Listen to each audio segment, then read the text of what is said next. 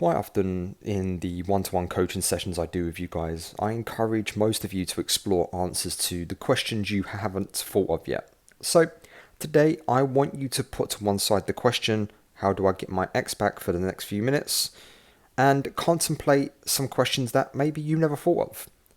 The question I want you to consider: did I know what I needed to know to make my relationship work?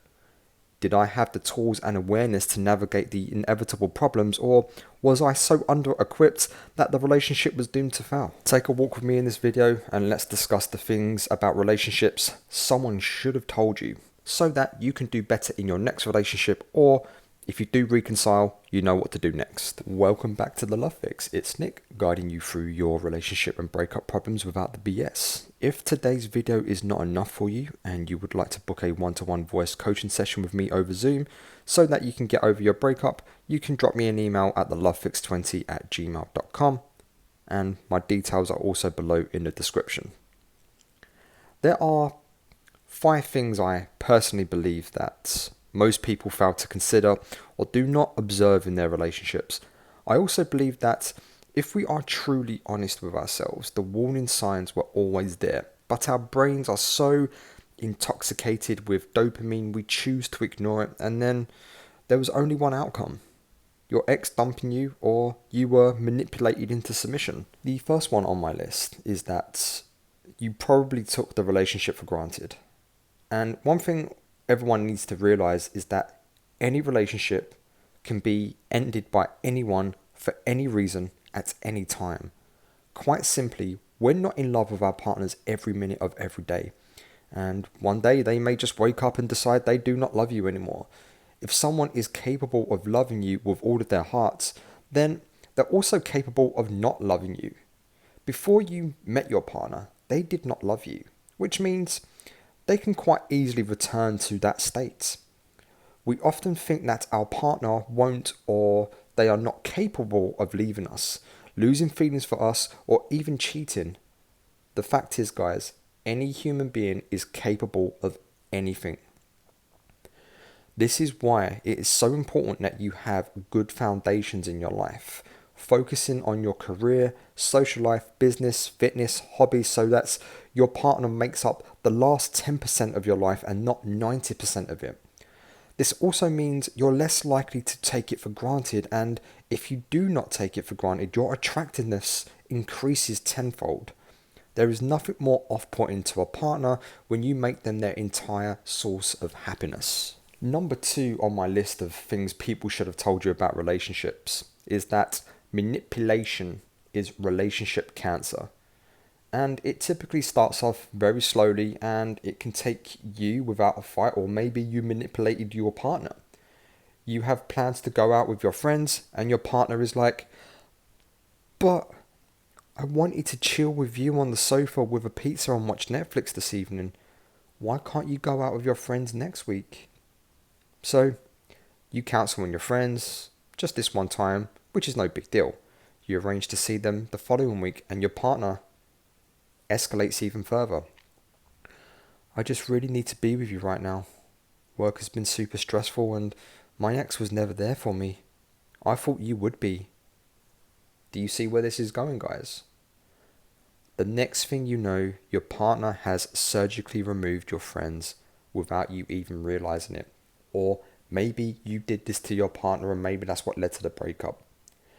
Just like the frog that is slowly boiled alive, the temperature is raised very slowly that the frog doesn't even realize it's being cooked. Don't be the frog. Unless it is a dire emergency, keep your plans with your friends. If your ex consistently protests this, it's a big red flag and you need to set your boundaries. If they do not respect your boundaries, you then need to let them know that will not work for you and you will walk away.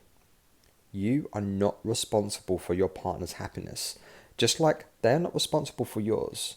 Sure, support each other, but you need to take care of your crap, they need to take care of their crap, and you take care of the crap that you have together.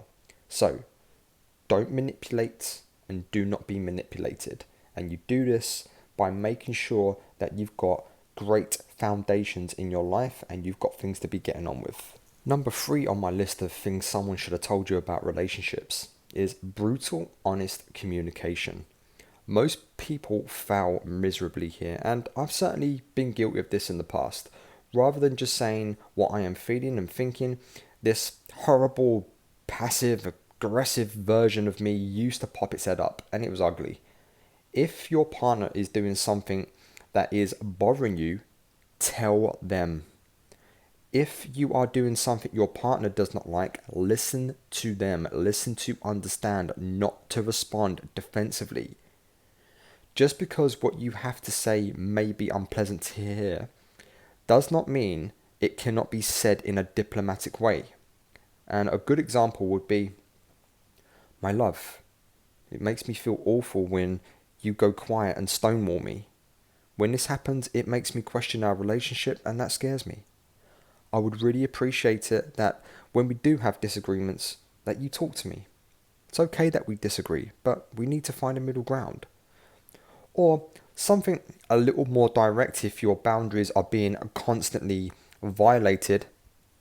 I don't like how much you are drinking and how you treat me when you're drunk. In fact, it's too much and I'm asking you to stop. I'm here for you, I love you, but if you do not get help, I will leave. So guys, you have to say what you mean and do not stay quiet simply to keep the peace. Your partner may have a tendency to overreact and blow up on you, and I get it, I hear you. I've certainly been in situations like that myself. But their reaction will be their reaction no matter how well you phrase it, so you may as well say it. With that said, pick your battles wisely.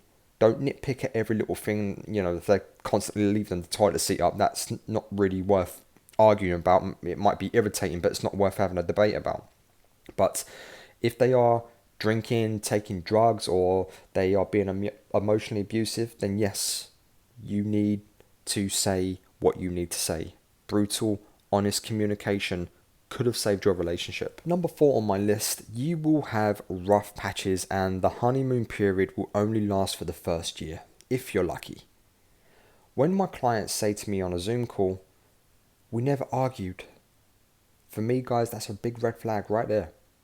That typically means you are repressing how you feel and that you're too scared to say anything because maybe you feel that you will never get someone as good as them again. That is not attractive and it just advertises low value.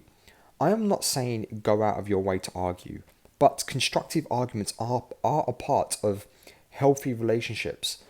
After year 1, we get comfortable and some mundanity will set in. This is normal. I get sick of hearing, oh, the spark is no longer there. I have news for you. The spark is meant to go away. After the spark or honeymoon period is over, you should be left with a sense of loyalty, a sense of family, connection, and that you will work through your problems as a team and not against each other. Sure, there are things you can do to keep the relationship interesting, and you should be doing that. But the new shiny toy effect, shall we say, will always wear off and it will never come back with a long-term partner. A lot of people out there are serial monogamists and they are addicted to the honeymoon period, or otherwise known as limerence. If this is you, then I suggest maybe speaking to a therapist, otherwise you will never have long-lasting, worthwhile relationships. Number 5, and the last thing on my list of what someone should have told you and what you should be aware of about relationships. Relationships are an ongoing negotiation. What worked for the first 1 to 5 years of your relationship will not work for, let's say, years 5 to year 10 of the relationship. We as people are constantly changing and evolving, which means your relationship will constantly change and evolve with it.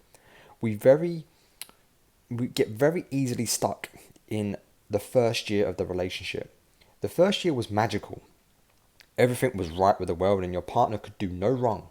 But in year 2, we get comfortable and we start seeing their bad habits. But the memory of year 1 is enough to overlook them, and we cling on to that first year.